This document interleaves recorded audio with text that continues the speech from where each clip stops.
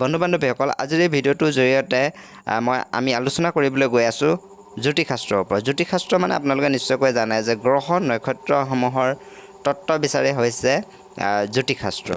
আৰু আজি আমাৰ সৈতে উপস্থিত আছে এগৰাকী জ্যোতিষবিদ তথা জ্যোতিষী। তেখেতৰ সৈতে আমি জ্যোতিষ বিজ্ঞানৰ বিষয়ে কিছু কথা পাতিম। এইখিনিতে মই কৈ থওঁ যে জ্যোতিষশাস্ত্ৰৰ পৰিৱৰ্তে আজি এই ভিডিঅ'টোৰ জৰিয়তে মই জ্যোতিষশাস্ত্ৰ বুলি কৈ আহিছোঁ, তাৰ বাবে ক্ষমা কৰিব। যি কি নহওক ভিডিঅ'টো আৰম্ভ কৰোঁ আৰু আপোনালোকে ভাল পাব বুলি আশা ৰাখিছোঁ। স্বাগতম জনাইছোঁ জীৱনৰ বাৰ্তা ইউটিউব চেনেলৰ নতুন এটা ভিডিঅ'লৈ। আৰু মই আজি উপস্থিত আছোঁ নিচাউদহঁতৰ ঘৰত। এখেতে বিশেষভাৱে জ্যোতিষশাস্ত্ৰৰ বিচাৰ কৰে আৰু জ্যোতিষশাস্ত্ৰ আৰু জ্যোতিৰ্বিজ্ঞানৰ মাজত বহুতো পাৰ্থক্য আছে। তো এতিয়া এই জ্যোতিষশাস্ত্ৰ কোনে কেনেকৈ বিশ্বাস কৰে নকৰে এই সম্পৰ্কে আমি কথা পাতিম। কিন্তু আজি পোনপটীয়াকৈ আমি তেখেতক চিনাকি কৰাই দিম আৰু কেনেকৈনো জ্যোতিষশাস্ত্ৰ বিচাৰ কৰি আছে। এই জ্যোতিষশাস্ত্ৰৰ জৰিয়তে আমি কেনেকৈ আমাৰ ভৱিষ্যতৰ বিষয়ে আমি নিৰ্ণয় কৰিব পাৰোঁ, জ্যোতিষশাস্ত্ৰনো কি বস্তু, এই বিষয়ে আমি জানিবলৈ চেষ্টা কৰিম। প্ৰথমে আপোনাক আমাৰ চেনেলটিলৈ বহুত বহুত স্বাগতম জনাইছোঁ। নমস্কাৰ। আপোনাৰ পৰিচয়টো জনাব। মোৰ নাম শ্ৰী যদুনাথ গগৈ। মোৰ ঘৰ তামুলীঘাট পদুমণি গাঁও। হয়। তো এই যে আপুনি জ্যোতিষশাস্ত্ৰ বিচাৰ কৰি আছে, হয়। তো এই সন্দৰ্ভত আপুনি কি ক'ব? এতিয়া বৰ্তমান অৱস্থাত যিটো নেকি জ্যোতিষশাস্ত্ৰ আৰু জ্যোতিৰ্বিজ্ঞানৰ মাজত কি পাৰ্থক্য আছে? পাৰ্থক্য নথকা নহয়, নিশ্চয় আছে। জ্যোতিষশাস্ত্ৰ আৰু জ্যোতিৰ্বিজ্ঞান এইটো এটা সম্পূৰ্ণ সুকীয়া যদিও সুকীয়া, কিন্তু বিজ্ঞানে জ্যোতিষৰ অলপ সহায় ল'বই লাগিব বিশেষকৈ। কাৰণ বিজ্ঞানতকৈ আগত জ্যোতিষ ওলাইছিলে, জ্যোতিষশাস্ত্ৰ ওলাইছিলে। গতিকে জ্যোতিষশাস্ত্ৰই যিখিনি গণনা কৰি পাইছিলে সেইবিলাককে আকৌ বিজ্ঞানে প্ৰমাণ সহকাৰে, তথ্য সহকাৰে তেখেতসকলে বিচাৰ কৰি আছে। গতিকে মানে আপুনি ক'ব খুজিছে যে জ্যোতিষশাস্ত্ৰৰ দ্বাৰা জ্যোতিষশাস্ত্ৰক অনুসৰণ কৰি জ্যোতিৰ্বিজ্ঞানে আগবাঢ়ি গৈ আছে, এই কথাটো ক'ব বিচাৰিছে। নিশ্চয়কৈ আপোনালোকে শুনিবলৈ পাইছে যে জ্যোতিষশাস্ত্ৰক অনুসৰণ কৰি আজিও জ্যোতিৰ্বিজ্ঞানে তাৰ আলমতে মানে কিছুমান কাম কৰি আহিছে। ঋষি মুনিসকলে যিবিলাক গণনা কৰি উলিয়াইছিলে, চন্দ্ৰৰ বিষয়ে, সূৰ্যৰ বিষয়ে, আমাৰ যি 7টা গ্ৰহ, 7টা মানে কেইটামান গ্ৰহ বাৰু যদিও বিচাৰ কৰা নহয়, তথাপি যদিও 9টা গ্ৰহ বুলি ক'লে একেবাৰে আমাৰ বুধ, শুক্ৰ, পৃথিৱী, মংগল, এনেকৈ যিখিনি গ্ৰহগতি একেবাৰে প্লুটোলৈকে, এইবিলাক বিজ্ঞানে অহৰহ চেষ্টা কৰি আছে, নথকা নহয়, পৰীক্ষা নিৰীক্ষা হয়। কিন্তু জ্যোতিষশাস্ত্ৰত অৱশ্যে প্লুটো বা অন্যান্য গ্ৰহ এইবিলাক বিচাৰ নকৰে, নেপচুন এইবিলাক নকৰে, সেইখিনি নপৰে। কাৰণ যদিও সৌৰজগতৰ 9টা গ্ৰহ আৰু জ্যোতিষশাস্ত্ৰৰ 9টা গ্ৰহ, জ্যোতিষশাস্ত্ৰত অৱশ্যে 7টা গ্ৰহহে লোৱা হৈছে, 7টা গ্ৰহ লোৱা হৈছে। আৰু যিটো ৰাহু আৰু কেতু, ৰাহু কেতু মানে এজন অসুৰৰ যেতিয়া সাগৰত মন্থন হৈছিলে, মন্থন হওঁতে যেতিয়া অমৃত ওলাইছিলে, অমৃত মন্থনৰ সময়ত অমৃত ভাগ বতোৱাত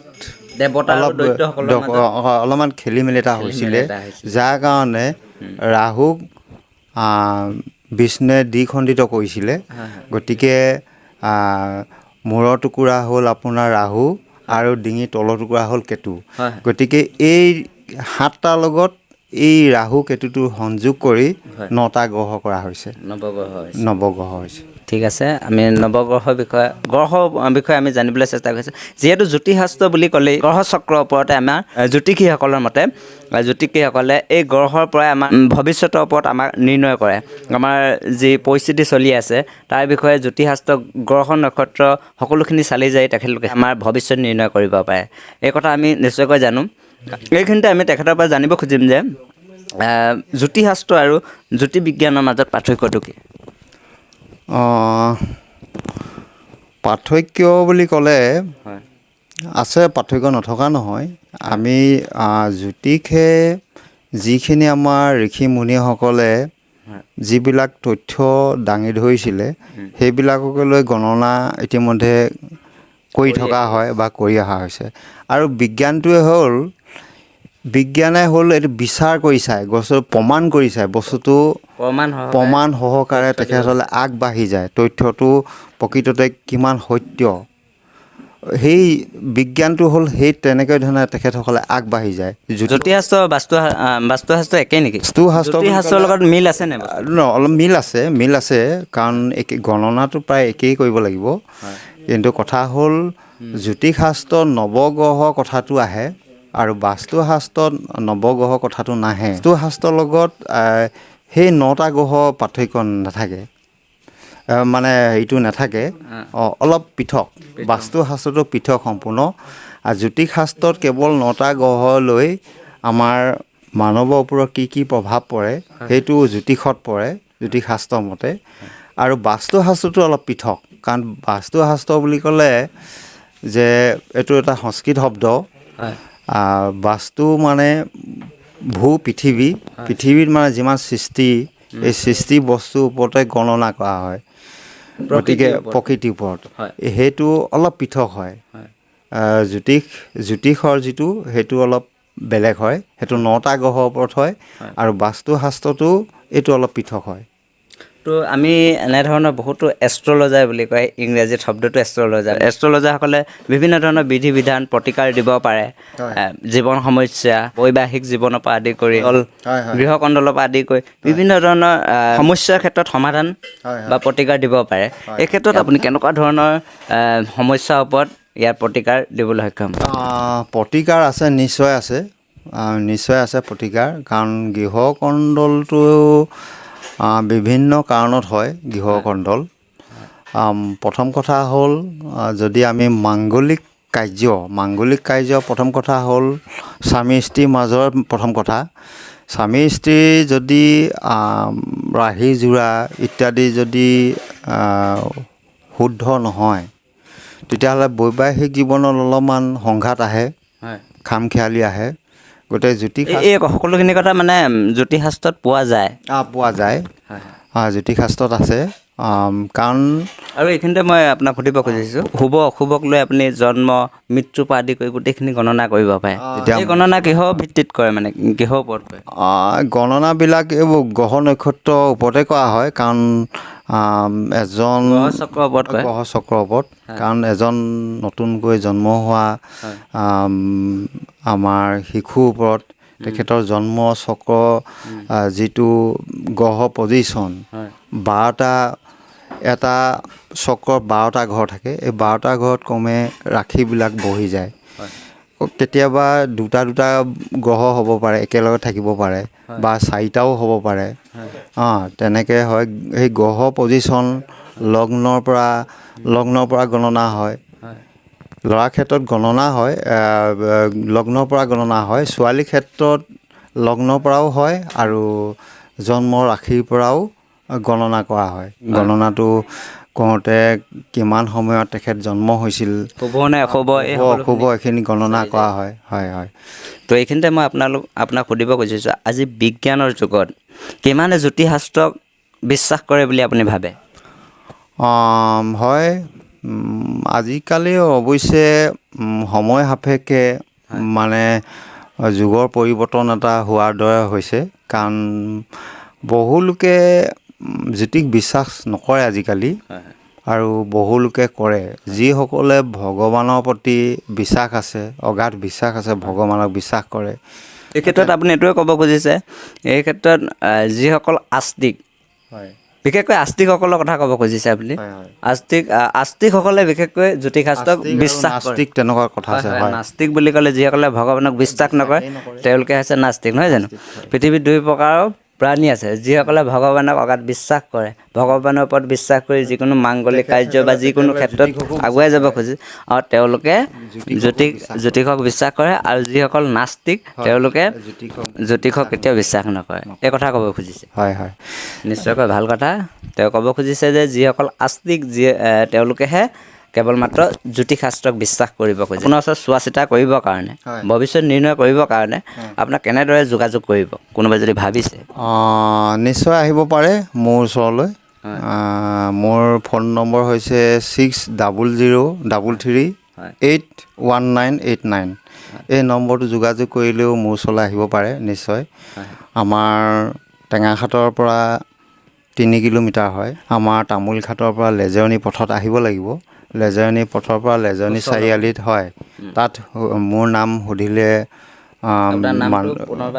মোৰ নাম শ্ৰী যদুনাথ গগৈ। যদুনাথ গগৈ বুলি ক'লে সকলোৱে চিনি পায়।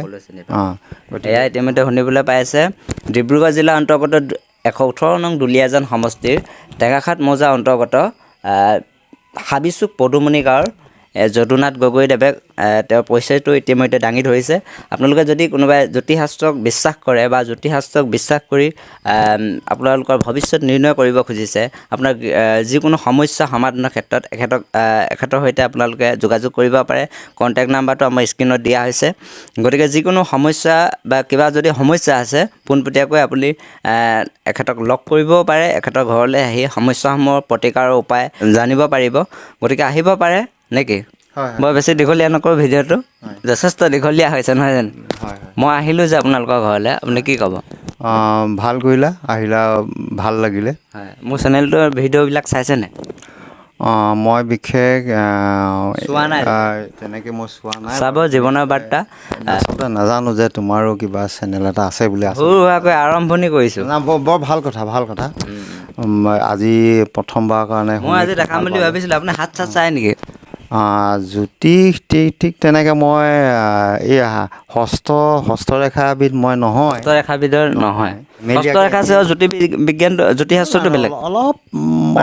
অলপ পাৰ্থক্য আছে। দিন বাৰৰ ওপৰতহে আপুনি চাব। অলপ পাৰ্থক্য আছে হস্তৰেখাটো। হস্তৰেখাটো মই এনেই ধেমেলীয়া হিচাপে এনেই দুই এজনক এনেই ধেমালিতে চাওঁ, কিন্তু বিশেষকৈ জ্যোতিষ হস্তৰেখাবিধৰ সেইবিলাক মই সিমান অধ্যয়ন কৰা নাই। তথাপি সৰুতে এখন আছিলে কিতাপ, নথকা নহয়। সেইখন কিতাপ মই অলপ অধ্যয়ন কৰিছিলোঁ, সেইকাৰণে দুই এটাহে কথা জানো মই, কিন্তু সেইটো মই সম্পূৰ্ণকৈ লোৱা নাই। এতিয়া অধ্যয়নৰ ক্ষেত্ৰত এতিয়া আপুনি অধ্যয়নক লৈ কথাষাৰ কোৱাৰ কাৰণে সুধিছোঁ দেই। অধ্যয়নৰ ক্ষেত্ৰত আপুনি কেনেধৰণে জ্যোতিষশাস্ত্ৰ অধ্যয়ন কৰে এই বিষয়ে ক'ব নেকি? আপোনাৰ ওচৰত কেইবাখনো কিতাপ দেখিছোঁ মূল্যৱান, দেখাই দিয়ক অলপ। এইকেইখন হ'ল বাস্তুশাস্ত্ৰৰ কিতাপ। এইবিলাক হয় ফেংচুই সুসমৃদ্ধি। এইটো আপোনাৰ কিহৰ ওপৰত হয়? এইবিলাক হয় আপোনাৰ ঘৰ নিৰ্মাণৰ পৰা জীৱন, ল'ৰা ছোৱালী, এতিয়া সকলোৱে ইয়াত হেৰি আছে। ইয়াত সকলো প্ৰতিকাৰ ইয়াত পাব। গোটেই জীৱনৰ, মানুহৰ গোটেই জীৱনৰ কাৰণে সুখ দুখৰ গোটেই কথাবিলাক আছে। হয়, ঠিক তেনেকৈ এইখনো প্ৰায় একেই, বাস্তুশাস্ত্ৰ আৰু ফেংচুই। হয়, ঠিক তেনেকৈ আপুনি এইবিলাকৰ ওপৰত অধ্যয়ন কৰি জ্যোতিষশাস্ত্ৰৰ জৰিয়তে যিকোনো সমস্যাৰ সমাধান দিব পাৰে, নহয় জানো? হয়, এইখন হৈছে পূৰ্ণাংগ পঞ্জিকা।